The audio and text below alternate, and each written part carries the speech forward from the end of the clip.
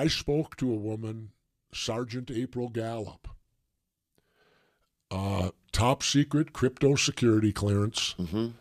She was in the room that the alleged plane hit the Pentagon, right? Mm-hmm. She looked me right in the eye and told me there was no plane. What?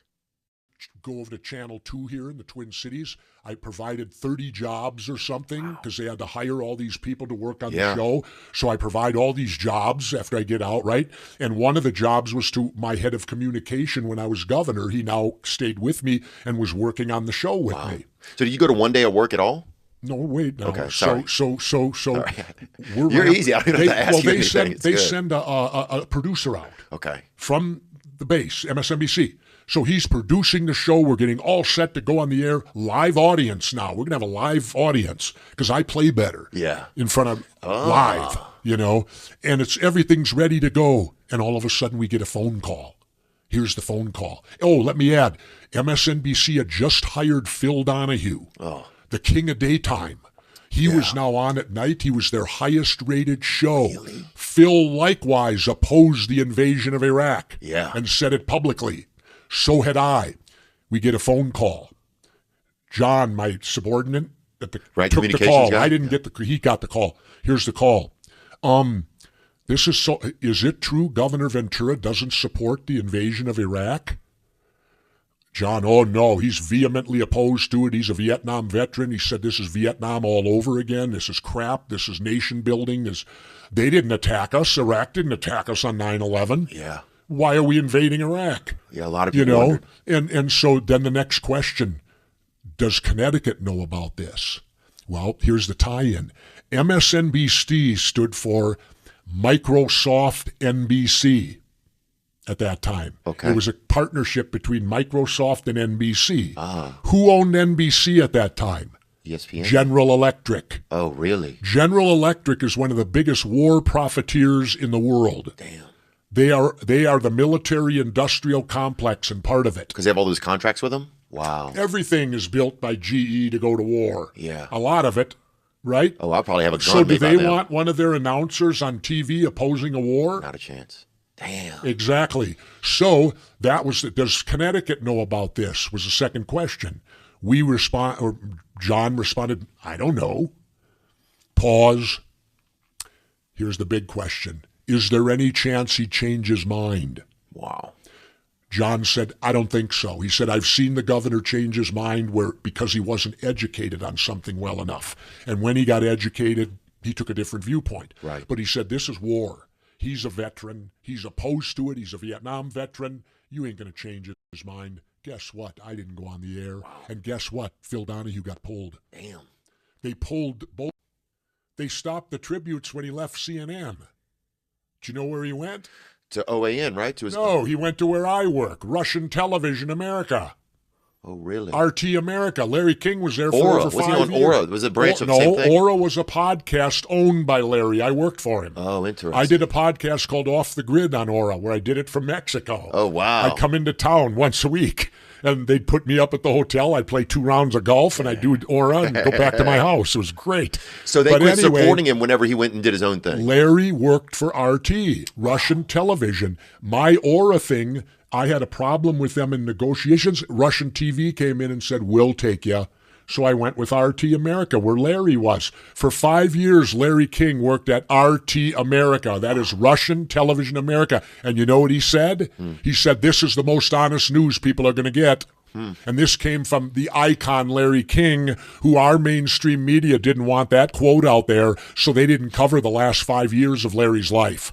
They made Larry retire after CNN. Larry wasn't retired. Larry was on every week like I am on RT America. Yeah. And before I signed with RT, they flew me and my wife to Moscow.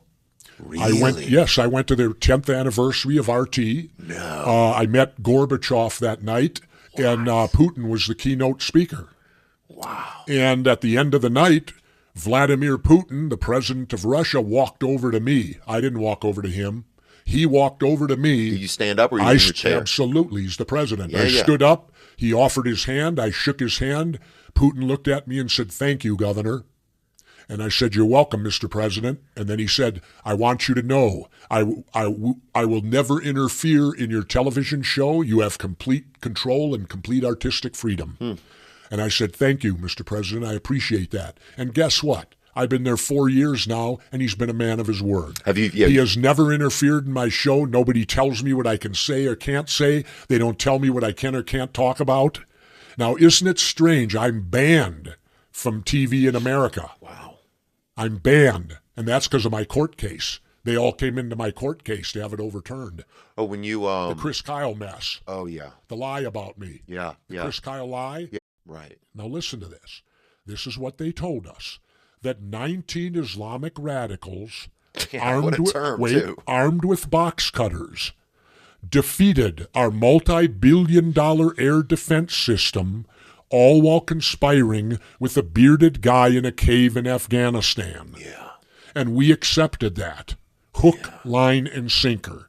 Now, I have a hard time accepting that for a couple reasons. First of all, we've then been screwed, because if we've paid billions of dollars for security and you can defeat it with box cutters, we got screwed out of our money. Second of all, when I was governor of Minnesota, if we would have had a disaster at a state level that would have been equivalent to that, and it could have been prevented, don't you think somebody should get fired?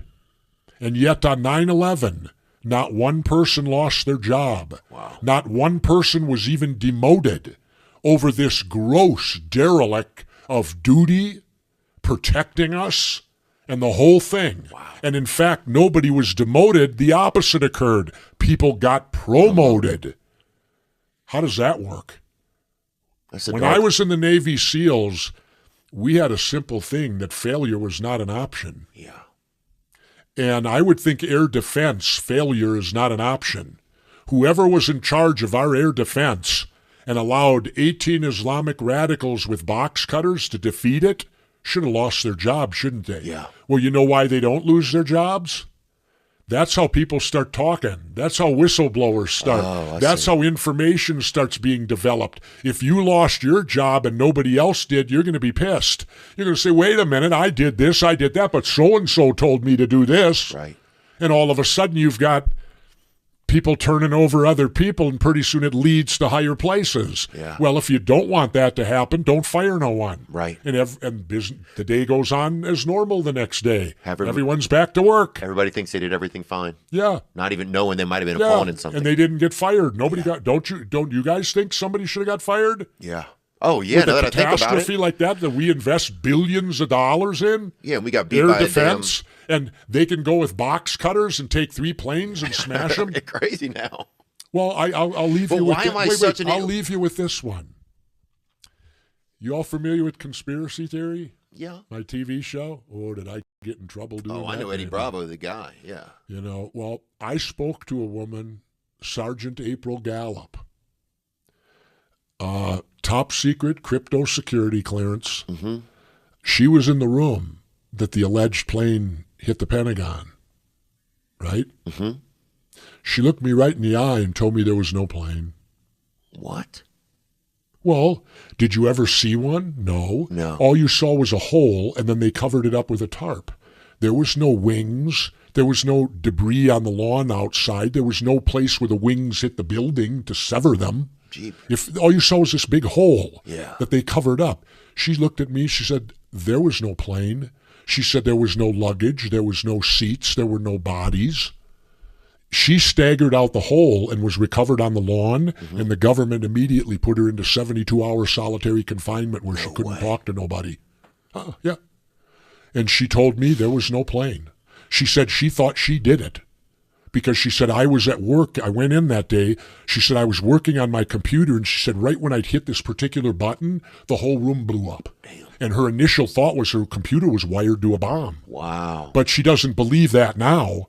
You know, that it was. Right. But that's what happened. And she said there was no plane. What does she believe now? She don't. She won't. She will just tell you there was no plane. Right.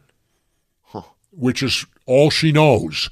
She doesn't know what did it. She doesn't know how it was done. She just is clear that there was not a plane. And when you look at the thing, if they superimpose the plane with the hole, the engines would have dug big trenches through the dirt before it struck, because the engines are lower than the hole. Right. And they would have been down in the dirt digging a trench. There were no trenches out there. Plus, those planes have components out of carbon titanium steel, which is the hardest substance known to man. When it hits cement, the cement breaks. The carbon titanium steel does green faces. And you watch this film, right? It tells you all about the SEALs, right?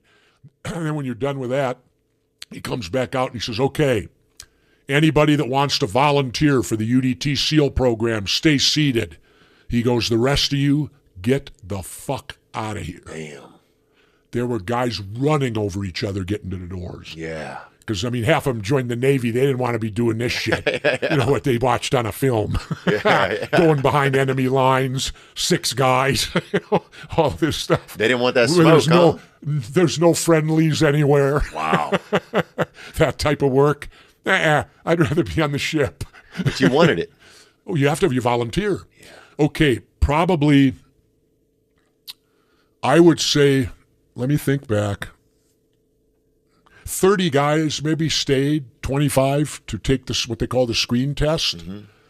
I would say a dozen of us were serious. The other 12 or whatever were just doing it to break the monotony of boot camp. Yeah. And so they march you over to the swimming pool, and you got to line up across the pool, and you got to do a 300-meter swim, long course, 50-meter pool, using only an underwater recovery stroke. You can't swim crawl, you can't swim butterfly or backstroke.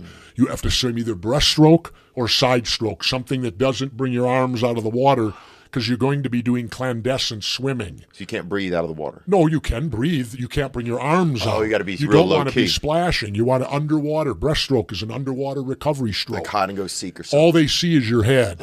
If you're swimming the butterfly, you're splashing and you look like a butterfly coming in on the beach. Yeah. That brings attention. Yeah. So you can only do this swim using an underwater recovery stroke, 300 meters. Well, I was a competitive swimmer, so this was a piece of cake for me. And like a dummy, I do it like I'm in the Olympic trials, and I win by like a pool length. Oh, you're I'm going to out. show these SEAL instructors. Boom, I hit the...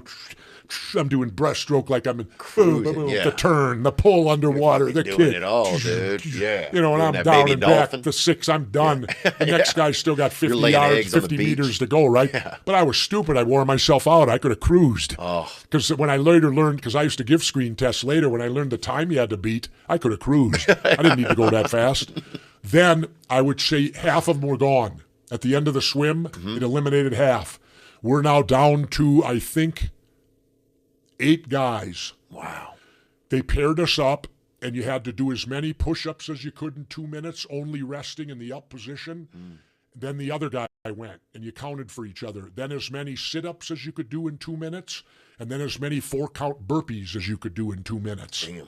Then they took you over to the track, and you then had to run a mile. And again, they don't tell you what's passing. They just say 4 times around the track, run the mile. You remember how quick you went? I don't know. Yeah. They didn't have a clock. I don't know. They didn't tell you. I won the swim. I did great on everything else. I came in 3rd on the run. Bretlinger and Bueller. I even know the 2 guys. Bretlinger and Bueller beat me on the run. Them. So we finished the run. They then line up the 8 or 10 guys, whoever was left up, and they walk down the line with a clipboard, and all he says to you is either pass or fail. Damn. 4. You know how many passed? 4. Oh. So you had 100 guys and only 4 guys passed.